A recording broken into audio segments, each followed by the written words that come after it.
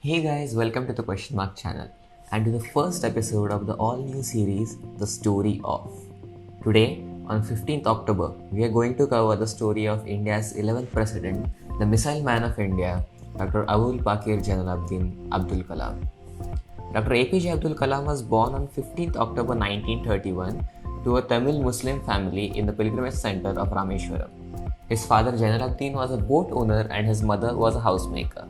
His father owned a ferry that would take pilgrims back and forth between Rameshwaram and Dhanushkodi.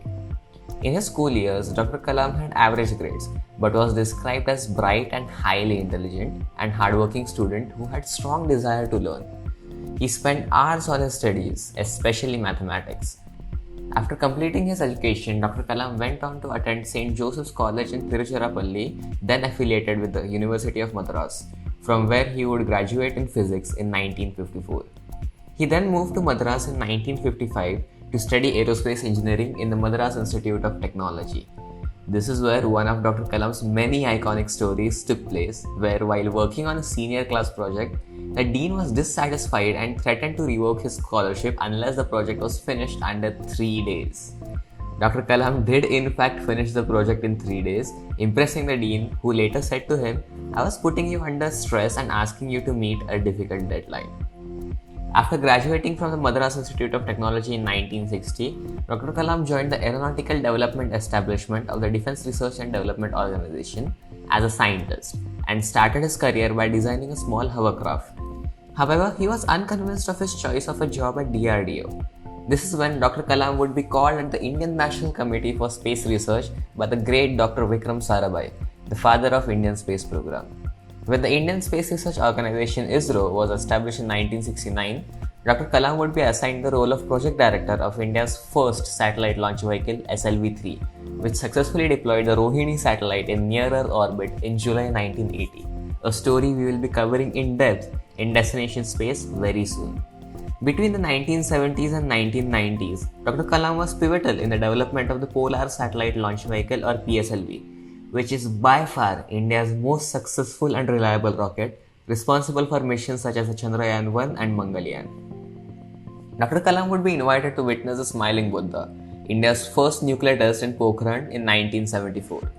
In the 1970s, Dr. Kalam also directed two projects, Project Devil and Project Valiant, which sought to develop ballistic missiles from the technology of the successful SLV program.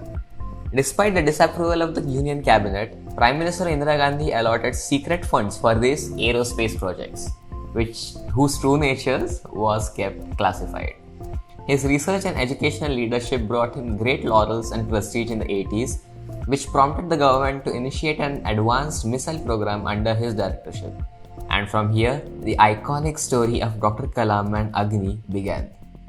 By the start of the 1980s, the DRDL or the Defense Research and Development Laboratory had developed competence and expertise in the fields of propulsion, navigation and manufacturing of aerospace materials based on Soviet rocketry technology. Thus, PM Indira Gandhi, Defense Minister R. Venkataraman and the rest of India's political leadership decided to consolidate all these technologies. This led to the birth of the Integrated Guided Missile Development Program, and unsurprisingly, Dr. Kalam was inducted as a DRDL director in 1983 to lead the program. Under his leadership, the DRDL worked on 5 different types of missiles, which were a short-range surface-to-surface missile called Prithvi, a medium-range surface-to-air missile called Akash, a short-range surface-to-air missile called Trishul, an anti-tank guided missile called Nag, and the most iconic of the 5, a long-range surface-to-surface missile called Agni. After India test fired the first Prithvi and the first Agni missile in 1989, they would run into a big hurdle. The Missile Technology Control Regime, an informal grouping established in 1987 by Canada, France, Germany, Italy, Japan, the UK and the USA, decided to restrict any technology that would help India in its missile development program. So, to counter the MTCR, DRDO decided to build all the components themselves. Though this slowed down the program significantly, India eventually would develop all these systems required for these missiles indigenously, making India one of the few countries in the world that can develop missiles indigenously.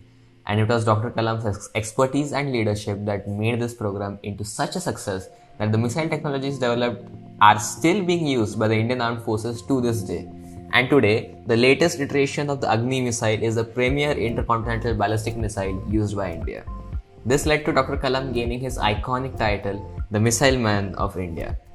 After this massive success, Dr. Kalam served as a chief scientific advisor to the Prime Minister and the Secretary of DRDO from July 1992 to December 1999.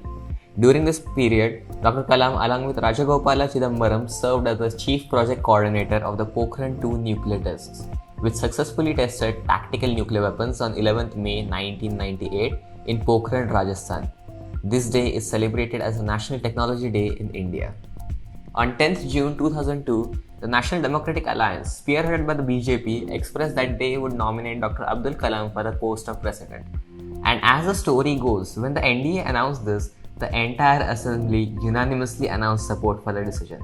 Such was the love and respect for Dr. Kalam. He would go on to serve as the 11th President of India and was also awarded with Bharat Ratna, India's highest civilian award. During his tenure, he was affectionately also called the People's President. After his presidency, Dr. Kalam became a visiting professor at the IIM Shillong, IIM Ahmedabad and IIM Indore.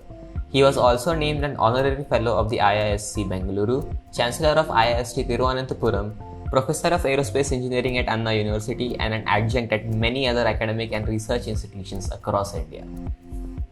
On July 27, 2015, Dr. Kalam travelled to Shillong to deliver a lecture on creating a livable planet Earth at the IIM. At around 6:35 p.m. IST, only 5 minutes into his lecture, he collapsed and was rushed to a nearby Bethany hospital in a critical condition. Despite being placed in the ICU, Dr. Kalam was confirmed dead of a sudden cardiac arrest at 7:45 p.m.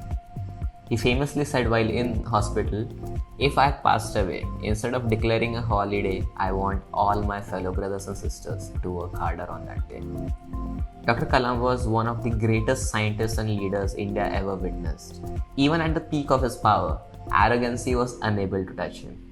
Following his death, his birthday, 15th October, is celebrated as Students' Day, and there is a strong push towards the United Nations to officially declare this the World Students' Day.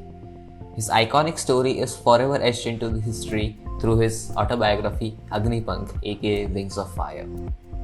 This is the iconic story of the Missile Man of India, Dr. APJ Abdul Kalam. Thanks for watching. Make sure to like the video, subscribe to the channel and share this video if you too believe that people should know about Dr. APJ Abdul Kalam and his contributions. Thank you.